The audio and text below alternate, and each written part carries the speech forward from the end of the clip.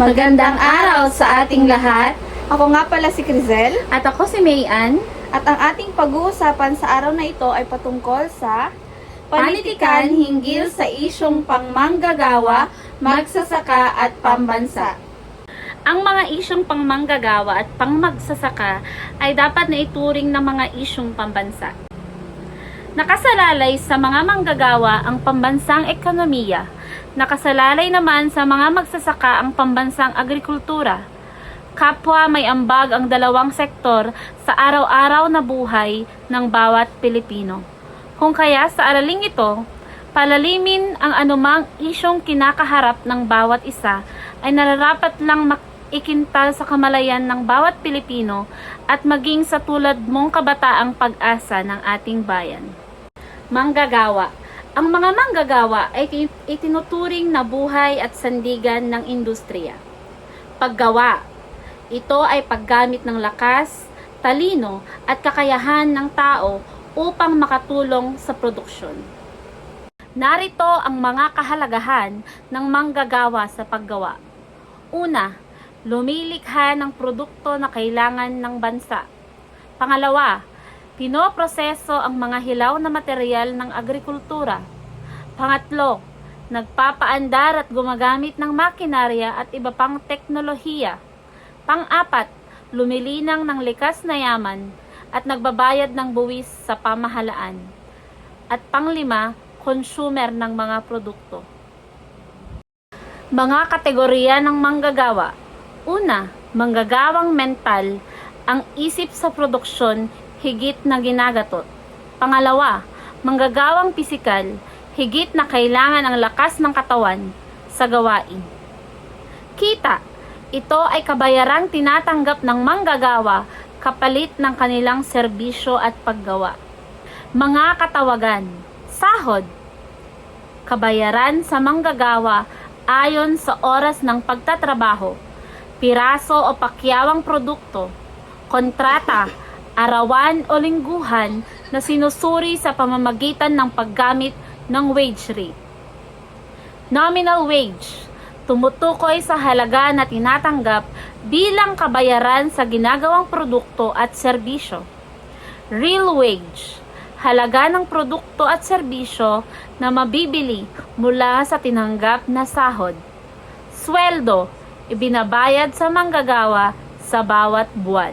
Ano-ano nga ba ang mga batas na nangangalaga sa karapatan ng mga manggagawa? Narito ang mga batas na nangangalaga sa karapatan ng manggagawa.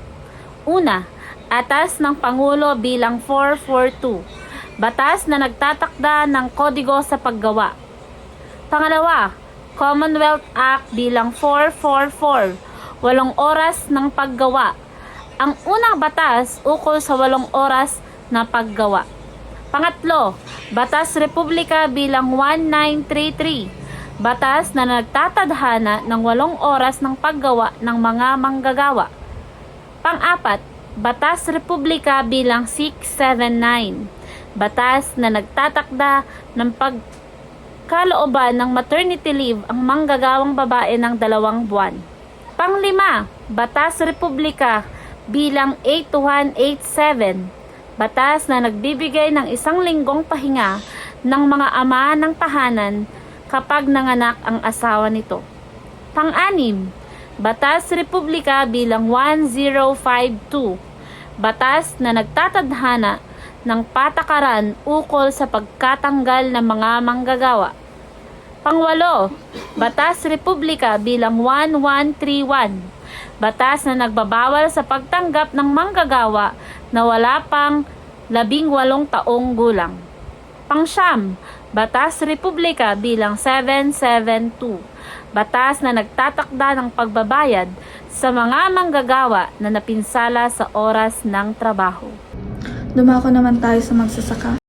Kung ang manggagawa ay buhay at sandigan ng industriya, ang magsasaka naman ay buhay ng bansa at sandigan ng ekonomiya. Ang pagsasaka ay nagbibigay ng pagkain, hanap buhay at kabuhayan sa maraming Pilipino, pati na rin sa pagpapanatili ng kalikasan at pag-unlad ng ekonomiya ng bansa. Napakahalaga ng pagsasaka dahil ang pagsasaka ay nagbibigay ng pagkain sa ating bansa. Sila rin ang nagpapabuti sa ating ekonomiya, nagbibigay ng hanap buhay, nagpapataas ng kita ng pamilya, nagbibigay ng kabuhayan sa kanayunan, nagpapababa ng kahirapan, nagpapabuti sa kalusugan ng publiko, at nagpapanatili ng kultura at tradisyon. Paano nga ba nakakatulong ang pagsasaka sa pag-unlad ng ating lipunan? Ang pagsasaka ay may malaking kontribusyon sa pag-unlad ng lipunan. Una, nagbibigay ito ng trabaho at hanap buhay sa milyong-milyong Pilipino na nagpapababa sa kahirapan at nagpapabuti sa ekonomiya ng bansa. Ang pagsasaka rin ay nagbibigay ng pagkain sa populasyon na nagpapabuti sa kalusugan ng publiko at nagpapababa sa malnutrisyon. Bukod dito, ang pagsasaka ay nagpapabuti rin sa ekonomiya ng bansa sa pamamagitan ng pagbibigay ng pagkain at iba pang mga produkto sa atin. Nagpapataas din ito ng kita ng mga magsasaka at kanilang pamilya na nagpapabuti sa kanilang antas ng buhay. Ang pagsasaka ay nagpapanatili rin ng kalikasan at nagpapababa sa pollution na nagpapabuti sa kapaligiran. Ang pagsasaka ay may kontribusyon din sa ating edukasyon. Nagbibigay ito ng kaalaman sa mga mag-aaral tungkol sa agrikultura at nagpapanatili ng kaalaman sa mga tradisyong pang-agrikultura. Nagpapabuti rin ito ng teknolohiya sa pagsasaka na nagpapabuti sa produksyon ng mga pananim. Sa kultura, ang pagsasaka ay nagpapanatili ng mga tradisyong pang-agrikultura at kultura ng mga Pilipino. Nagpapabuti ito ng mga turismo sa mga lugar na may kaugnayan sa pagsasaka. Ito ay nagpapababa rin ng pagkawala ng tradisyong pang-agrikultura. Sa huli, ang pagsasaka ay mahalaga sa pag-unlad ng lipunan. Nagbibigay ito ng trabaho, pagkain at kita, at nagpapabuti ng ekonomiya, kalusugan, edukasyon, kapaligiran at kultura ng ating bansa. Narito naman ang mga isyong pangbansa. Ang mga isyong pangmanggagawa at pagmagsasaka ay dapat na itinuturing na mga isyong pambansa. Nakasalalay sa mga manggagawa ang pambansang ekonomiya. Nakasalalay naman sa mga magsasaka ang pambansang agrikultura. Kapwa may ambag ng dalawang sektor sa araw-araw na buhay ng bawat Pilipino. Kung kaya, ang anumang isyong kinakaharap ng bawat isa ay nararapat lang maikintal sa kamalayan ng bawat Pilipino. Korupsyon. Ang korupsyon ay itinuturing na isang malaking isyong pambansa sa Pilipinas dahil sa malawakang epekto nito sa ekonomiya, lipunan at politika ng bansa. Ito ay nagdudulot ng kawalang tiwala ng mga mamamayan sa mga politiko o empleyado ng gobyerno, kahirapan, pagtaas ng utang ng pamahalaan at mababang kalidad ng mga pampublikong infrastruktura. Ang korupsyon ay nagpapakita ng kawalan ng integridad at katapatan ng mga tao may kapangyarihan o otoridad na nagiging dahilan ng pagkawala ng tiwala ng mga mamamayan sa gobyerno. Ito ay nagdudulot din ng pagkawatak-watak ng mga serbisyo ng gobyerno tulad ng edukasyon at pangangalagang pangkalusugan na nagiging dahilan ng pagkakawala ng oportunidad para sa mga mamamayan. Ang korupsyon ay isang malaking hamon sa pag-unlad ng Pilipinas. Ngunit may mga batas at programa na naglalayong labanan ito tulad ng Freedom of Information Order at ang Anti-Graft and Corrupt Practices Act. Isa pa sa mga isyong pambansa ay ang polusyon. Ang polusyon ay tinuturing na isang malaking isyong pambansa sa Pilipinas dahil sa malawakang epekto nito sa kalusugan ng mamamayan, sa kapaligiran, sa ekonomiya at lipunan. May mga iba't ibang uri ng polusyon. Ang polusyon ng hangin, nandito ang mga usok, emisyon ng sasakyan. Pangalawa, ang polusyon ng tubig, dumi at mga kemikal, polusyon ng lupa, mga basura at mga kemikal, polusyon sa ingay, mga tunog na nakakasakit sa tenga, polusyon sa likas na yaman, pagtotroso at mga pagmimina. Narito ang ibang mga solusyon. Una, pagpapatupad ng mga batas at regulasyon. Pangalawa, pagpapalawak ng edukasyon at kamalayan. Pangatlo, pagpapabuti sa mga sistema ng pagtatapon ng basura. Pang-apat, pagpapalawak ng mga proyekto sa renewable energy. At panglima, pagpapabuti ng mga serbisyo sa pangangalagang pangkalusugan. Pag-implement ng K-12. Ang pagpapatupad ng K-12 program sa Pilipinas ay isang mahalagang isyung pambansa dahil sa pagbabago ng sistema ng edukasyon sa Pilipinas sa pamamagitan ng karagdagang 2 taon ng basic education. Isa rin sa mga dahilan ang pagkakapantay-pantay sa global standard na naglalayong igayak ang edukasyon sa Pilipinas sa antas ng ibang bansa. Pagpapabuti ng ekonomiya sa pamamagitan ng pagpapataas ng edukasyon. Ang pagpapatupad ng K-12 program ay isang mahalagang hakbang upang pagbutihin ang kalidad ng edukasyon sa Pilipinas at upang matugunan ang pangangailangan ng ekonomiya at lipunan. Bangsamoro Pampolitika. Ang Bangsamoro ay tinuturing na isyong pambansa dahil sa mga sumusunod. Una, pagtutunggali sa soberanyan at teritoryo ng Pilipinas.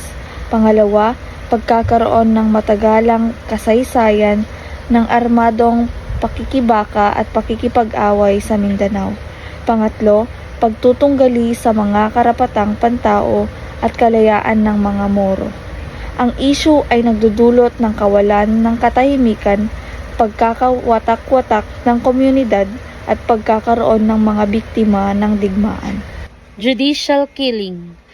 Ang judicial killing o extrajudicial killing ay itinuturing na isyong pambansa dahil sa paglabag nito sa karapatang buhay, kalayaan at seguridad ng mga mamamayan.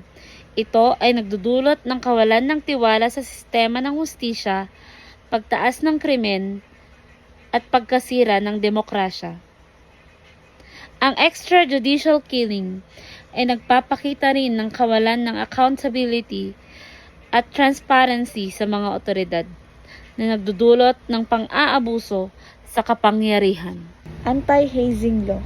Ang anti-hazing law ay tinuturing na isyong pambansa dahil sa paglabag nito sa karapatang buhay, kalayaan at seguridad ng mga mag-aaral at individual.